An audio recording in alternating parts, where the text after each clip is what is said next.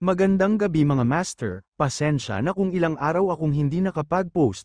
Medyo naging busy tayo nitong mga nakaraang araw dahil sa tryout ng basketball dito sa aming campus.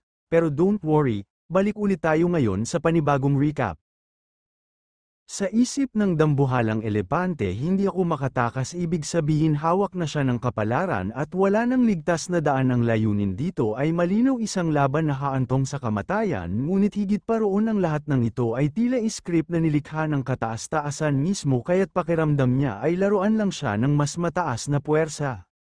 Gumamit si Hanju ng Hansil, isang mapanganib na teknik na kayang putulin ang habang buhay at lipulin pati katawan at kaluluwa. Sa sandaling iyon kumislap ang liwanag at mula sa loob ng portal nilamon ang dambuhalang elepante na waring isang nilalang mula sa ibang mundo.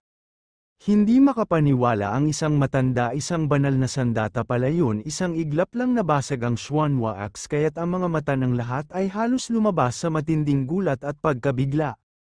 Umuugong sa galit ang dambuhalang elepante, pinagmamasdan ako ng buong palasyo. Kapag natalo ako rito, saan ko pa ilalagay ang aking mukha sa mga kasama ko, kaya't kahit isakripisyo ko ang aking golden body ngayon, kailangan kong puksain ang batang ito.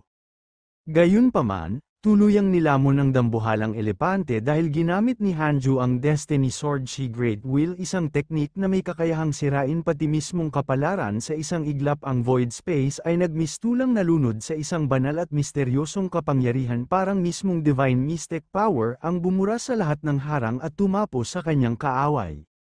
Habang ang ating bida ay tahimik na naghihintay sa susunod na mangyayari, nananatili pa rin siyang balot ng kanyang divine providence, at sa paningin ni Hanju ang kanyang katauhan ay napakakalmado, parang isang nilalang na hindi kayang yumanig kahit ng kaguluhan ng langit at lupa.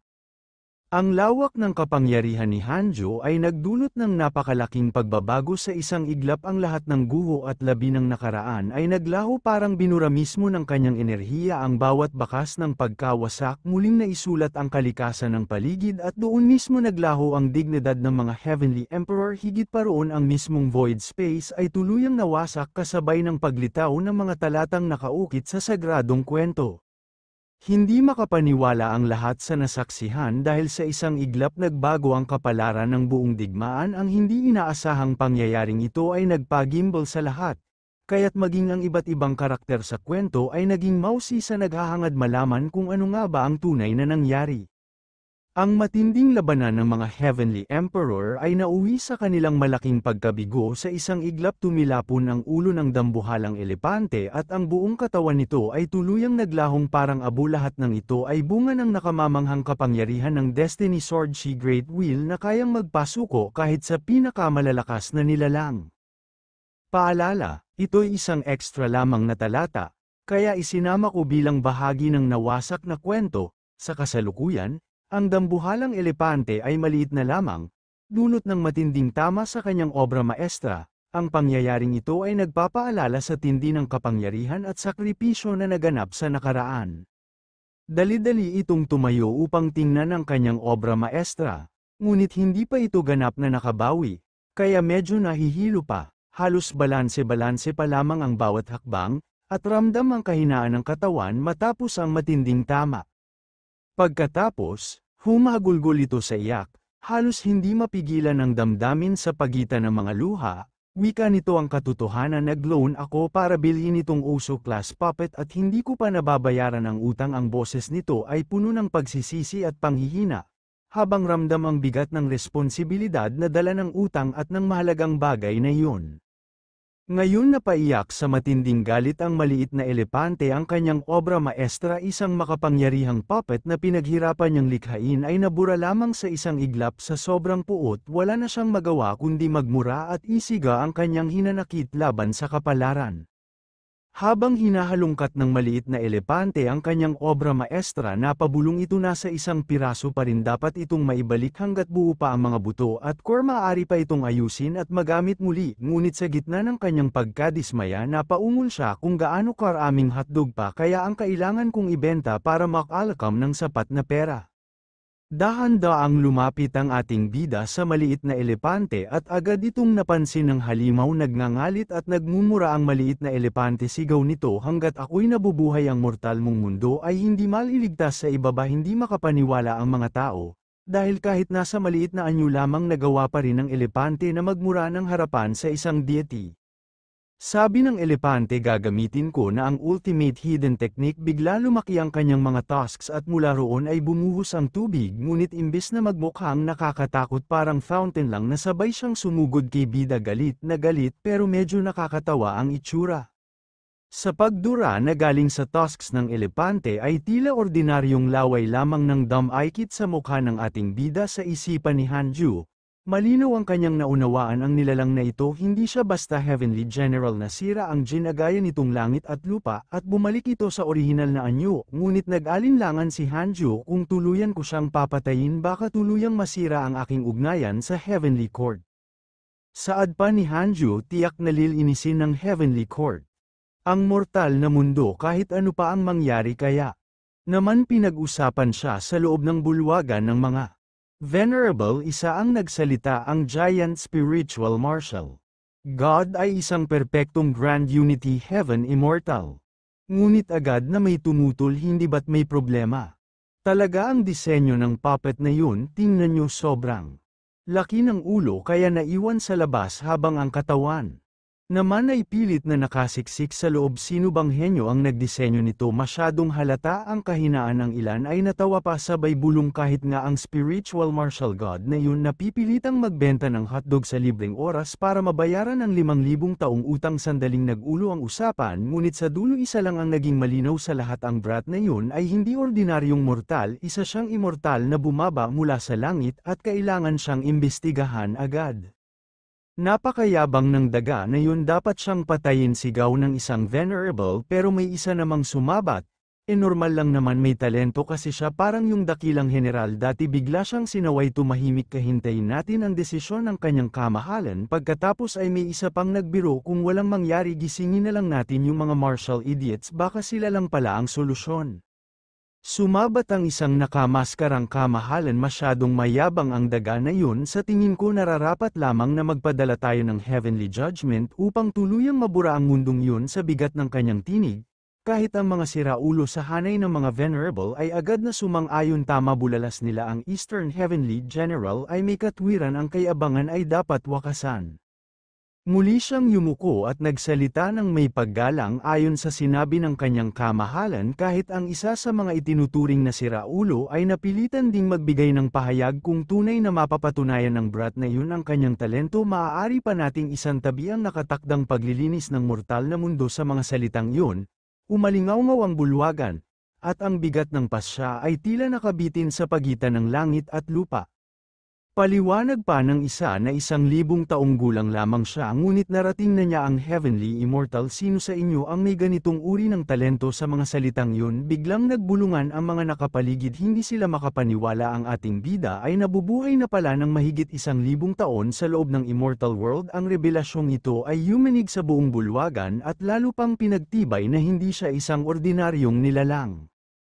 Habang mainit na nag-uusap ang mga venerable ang Heavenly Emperor ay nanatiling tahimik lamang taimtim niyang pinagmamasdan ang lahat hindi nagsasalita ni isang salita nakaupo siya sa trono bahagyang nakasandal sa kanyang kamay na para bang walang bagay na makakatakas sa kanyang mga mata ang kanyang katahimikan ay nagdulot ng bigat at takot sa buong bulwagan sapagkat alam ng lahat, ang tunay na pasya ay nakasalalay lamang sa kanya.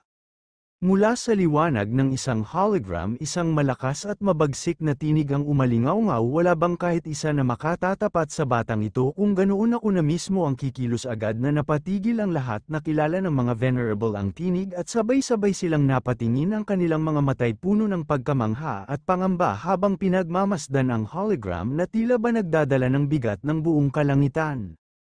Sa gitna ng hologram, isang tinig lang pala ang nagmula kay Shan Shen mismo. Sa mismong sandali ng kanyang pagpapakita, agad nagkakagulo ang iba't ibang venerable beings, nagsisiksikan at nagkumpulan na para bang isang dakilang pagdiriwang ang naganap, at nang tuluyang lumitaw ang dambuhalang anyo ni Shan Shen, dali-dali silang nagsilabasan ng kanika-nilang mga bandila, kamakaway at nag-aalay ng pagpupugay sa kanilang tinuturing na dakilang Heavenly Shan Emperor. Ngunit sa halip na maging nakakaangat, ang eksenang ito ay nagmistulang katawa-tawa, parang isang seremonya ng mga tagahanga na biglang naging sobrang OA hanggang ang ilan ay halos magunahan pa sa pagsamba.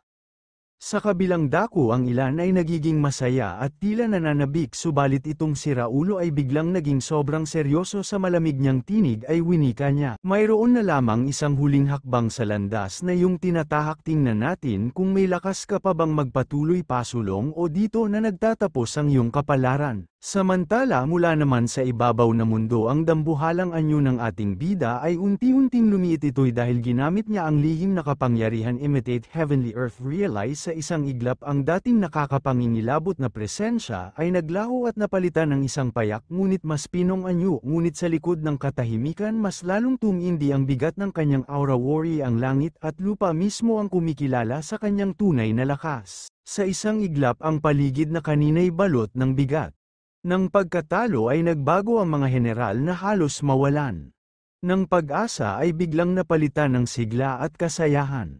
Bumaba na si Long Shan sa sandaling iyon, parang muling nabuhay ang kanilang mga puso. Ang ilan ay agad na tumugtog ng malalakas na tambol na umalingaw-ngaw sa buong kapatagan, habang ang iba naman ay pumwesto ng nakahanatuwid ang tindig, parang sundalong bumati sa kanilang pinuno. Ang aura ni Long Shan ay nagmistulang haligi ng liwanag, matatag, marangal at kagalang-galang, kaya't walang sino man ang hindi nagbigay pugay, maging ang hangin ay tila yumuyuko sa kanyang presensya.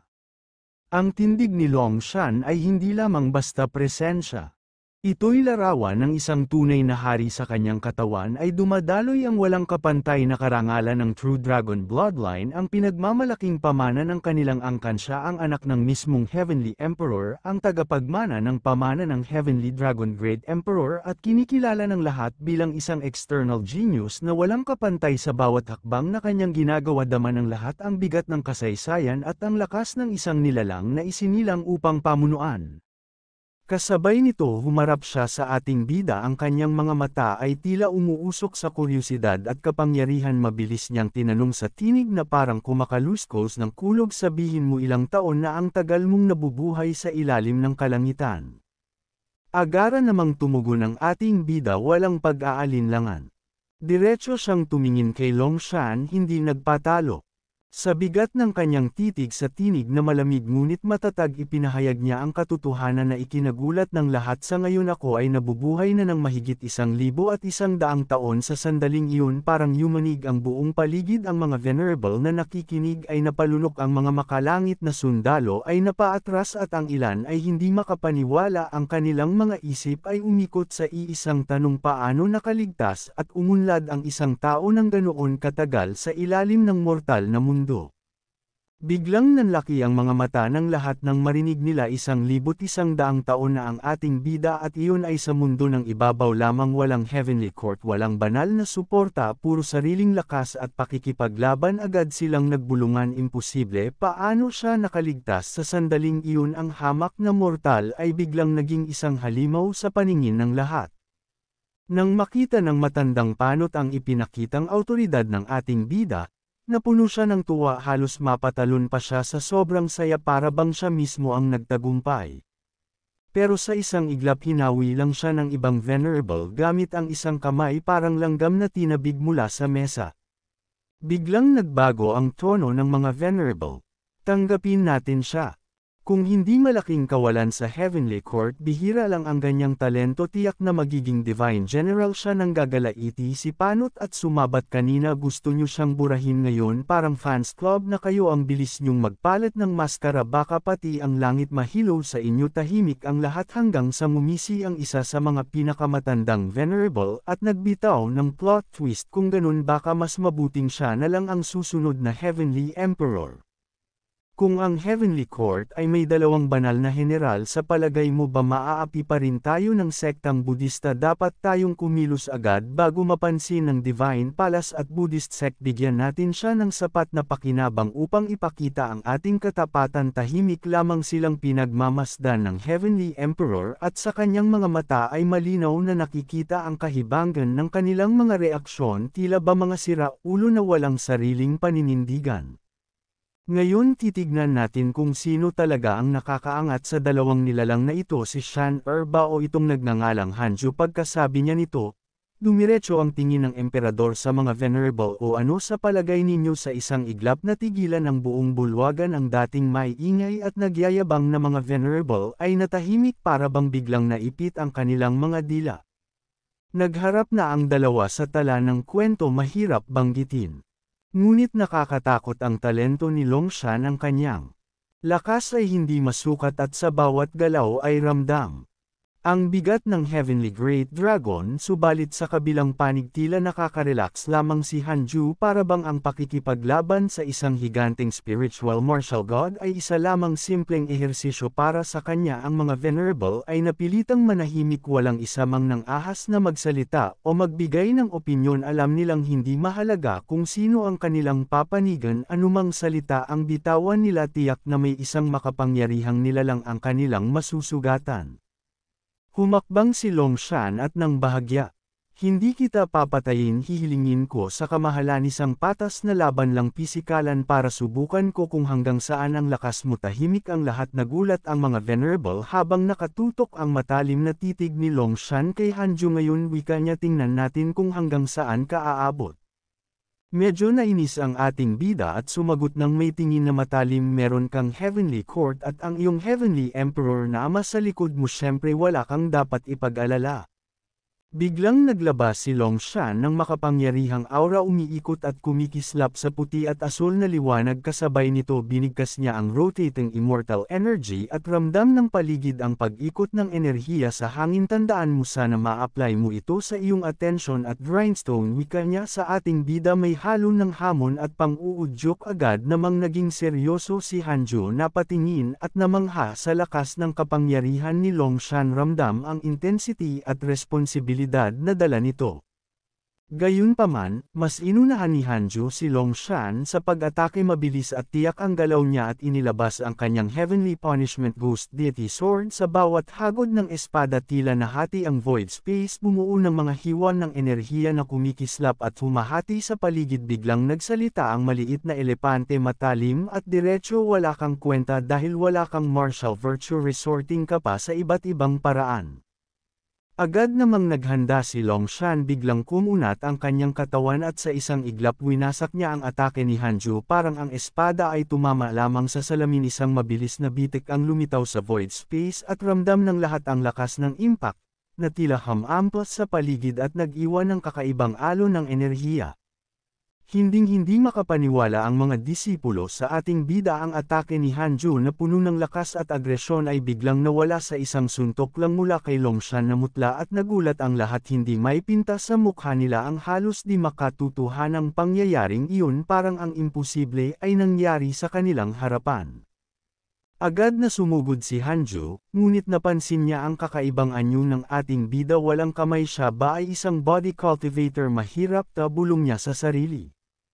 Alam niyang ang mga magsasaka ng espada ay pinakamahina sa malapitang labanan at mas delikado ito ngayon. Hindi pa rin ngayon ang tamang oras para i-activate ang simulation trial gaya ng dati. Ako ang magkukusa, wika niya, handang suriin ang depensa ni Longshan at maghanap ng pambungad. Ngunit may kakaibang pakiramdam siya. Ang intuition ni Hanju ay nagsasabi hindi ako dapat lumapit. Pinaulanan niya ako ng atake para tapusin na ang labanan nila. Nakatutok ang apat mula sa itaas at napabulong. Anong bilis at tindi ng pag-atake, hindi na makita ang mga bakas ni Master. Sa isang iglap lumampas ang mga pag-atake sa isang daang slash. Ang karanasan ni Master sa pakikipaglaban ay hindi nagpapakita ng isang taong naglaan ng maraming taon sa pag-iisa. Tahimik na hindi lumalabas, napaisip ang apat, paano niya ito nakuha. Ang tawa ni Longshan ay parang sa isang demonyo, malupit, malakas at may halo ng sakit. Bagamat ramdam niya ang kanyang sugat, hindi niya napigilan ang tumawa. Ilang libong taon na siyang nabubuhay, ngunit ngayon lamang niya naranasan ang ganitong kasiyahan kahit padamanak ang kanyang sariling dugo. Pagkatapos ng ilang sandali ng masiglang pagtawa huminto si Longshan at biglang dinakmahawak ang espada ng ating bida. Nagulat ang ating bida nang sa isang iglap na hawakan ni Longshan ang kanyang Great Wheel Sword, ngunit kahit hawak na ang espada patuloy pa rin ang siraulong tawa ni Longshan, punong-puno ng kasiyahan at kakaibang ligaya, halos hindi mapigilan ng sarili sa tuwa kahit ramdam ang bigat ng sitwasyon. Bigla, kahit anong pagwaswas ng espada ng ating bida hindi pa rin niya nasasaktan si Longshan. Halata na sanay na ang siraulo sa pakikipaglaban sa maling kalaban, ang bawat galaw niya ay maingat at punong karanasan. Kasabay nito, naglabas si Longshan ng kanyang kamao at binigkas ang supernova, na nagpaalab sa paligid. Ang enerhiya ay nag-uumapaw, kumikislap at umiikot, na para bang handang lamunin ang lahat sa kanyang paligid. Tinamaan ng ating bida ng isang solidong suntok, biglang nagkagutay-gutay ang kanyang katawan at para bang wala na siyang buhay. Halos ramdam ng lahat na dito na magtatapos ang kwento, isang sandaling puno ng sakripisyo at panganib na tila hindi na mababalik. Nagulat at nagtataka ang lahat ng disipulo ng ating bida, hindi sila makapaniwala kung paano ganito kabilis na ganap ang lahat. Para sa kanila, tila imposibleng magwakas ng ganito ang laban, isang pagtatapos na punong-puno ng pangamba at pagkabigla. Habang bumulusok pababa ang ating bida, napipilitan itong magsuka ng laway dahil sa lakas ng tama ng solidong suntok. Ang bawat galaw ay nagpapakita ng matinding sakit at bigat ng pinsala, na halos wala ng kontrol ang katawan sa nararanasan. Paalala, ito ay isang extra lamang na bahagi mula sa sinalinkong larawan, kaya ipagpatuloy natin ang kwento. Sa kasalukuyan, sarkastikong sinabi ni Longshan, host, kahit ilang libong taon ka pa mag-cultivate, wala ka pa ring silbi pagdating sa akin. Ang pagitan nating dalawa ay gaya ng langit at lupa. Habang si Hanju ay nabuhay lamang ng humigit kumulang 1,100 taon, si Longshan na may nabubuhay na ng higit 5,500 taon, isang napakalaking agwat na lalo pang nagpalaki sa bigat ng kanyang mga salita. Gayunpaman, walang pakialam si Hanjo kahit gaano pa kalaki ang pagitan nila sa edad. Ang mahalaga para sa kanya, mayroon siyang isang kakayahan na wala sa kahit kanino sa paligid. Hindi siya isang pangkaraniwang tao lamang, bagkus siya mismo ay isang calamity. Kaya't agad na kinuha ni Longshan ang isang aklat na tinatawag na Laws on the Protection of Minors. Mabilis niyang binuklat ang mga pahina, sinusuri kung may partikular na perspektibo o kautusan na maaaring nakaukit dito mismo, na magiging tugon sa sitwasyong kinakaharap nila ngayon. Napabuntong hininga si Longshan matapos silipin ang nilalaman ng Laws on the Protection of Minors. Sa malamig ngunit matalim na tinig ay binitawan niya ang mga salita, Hanjo, kung gusto mo talagang tumayo sa harap ko bilang kalaban, kailangan mo pang maghintay ng 500,000 taon. Nanlaki ang mga mata ng lahat at napatahimik si Hanjo sa bigat ng narinig niya mula kay Longshan. Tila nabura ang init ng laban at nanindig ang kanyang buong katawan sa matinding agwat ng kanilang kapangyarihan at karanasan. Balikan natin noong bata pa si Longshan. Nakaharap na niya ang mga halimaw na kagaya ng kaharap niya ngayon. Sa unay naglalaro lamang siya. Ngunit bigla na lamang lumapit ang mga halimaw sa kanya, na para bang tinutulak siya ng tadhana tungo sa landas ng pakikipaglaban.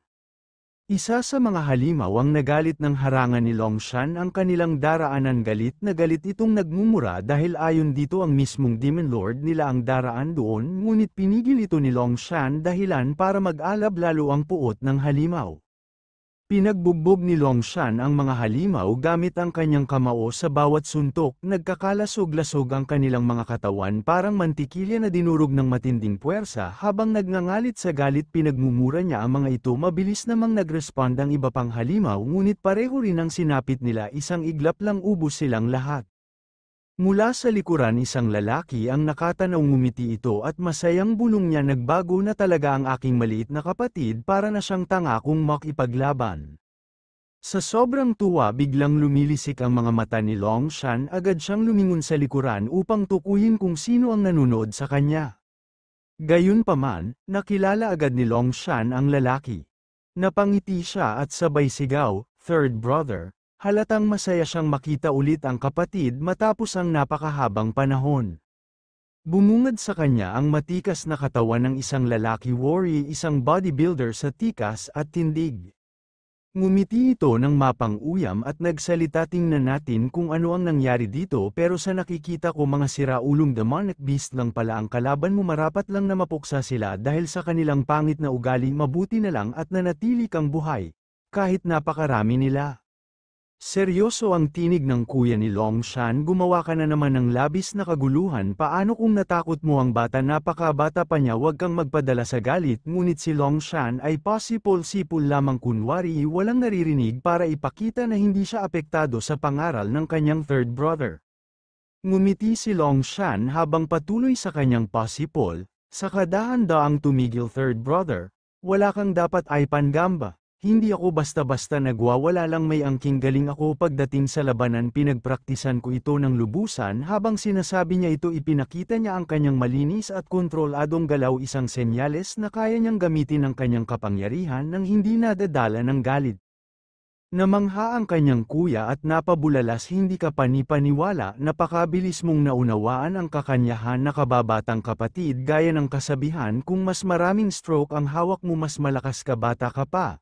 Pero napakatalino mo na, sigurado akong malalampasan mo pa ang mga sinaunang talento. Sa sobrang tuwa agad niyang idinugtong, kaya nangangahulugan ba ito na opisyal na akong disipulo ngayon, maaari mo ba akong turuan ng pangalawang ranggo? Ngumiti si Longshan at tumugon. Pangatlong kapatid, ikaw ang pinakamahusay sa lahat, pero gabi na ngayon at tinatawag na tayo ng matanda para umuwi at kumain. Tungkol naman sa Heavenly Domain, tutulungan ka ng iyong ikatlong kapatid na harapin sila. Third brother, tingnan mong mabuti Longshan, isang beses. Kulang ito, ipapakita sa iyo ito ang tunay na anyo ng ultimate power kapag tumutok ka sa iisang landas. At pinino ito hanggang sa rurok, kaya mong labanan kahit ang mga kalaban na malayo sa iyong antas at agad na patayin ng sinuman sa ibaba nito. Kapag naipundar mo ang lahat ng 7 ranggo, wala nang depensang makakayanan nito sa isang indayog lamang ng kamay, kaya mong basagin ang mga bituin at burahin ang mismong dakilang daw. Bahagyang ngumiti siya, saka idinagdag, kahit ako hanggang pangatlong ranggo lang, pero kahit yun sapat na para ipakita sa iyo kung ano ang tunay na lakas. Laban sa mga bastos na tulad nito, isang suntok lang ang kailangan, immortal energy circulate. Isang iglap, sumabog ang liwanag sa kanyang kamao, naglahong parang abo ang kalaban, yumanig pa ang buong bundok sa tindi ng pagsabog. Ito ang tinatawag na ill-shattering technique. Kasabay nito, nagmumura si Longshan, halos hindi makapaniwala sa nakita. Ginamit ng ating bida ang mga heavenly immortal clone, bagay na ikinagalit niya. Sarkastikong saad ni Longshan, habang puno ng pangungutya ang kanyang tinig, kung talagang may lakas ka, ipakita mo ang iyong tunay na katawan, lalaki sa lalaki, hindi sa pamamagitan ng mga kadiring taktika.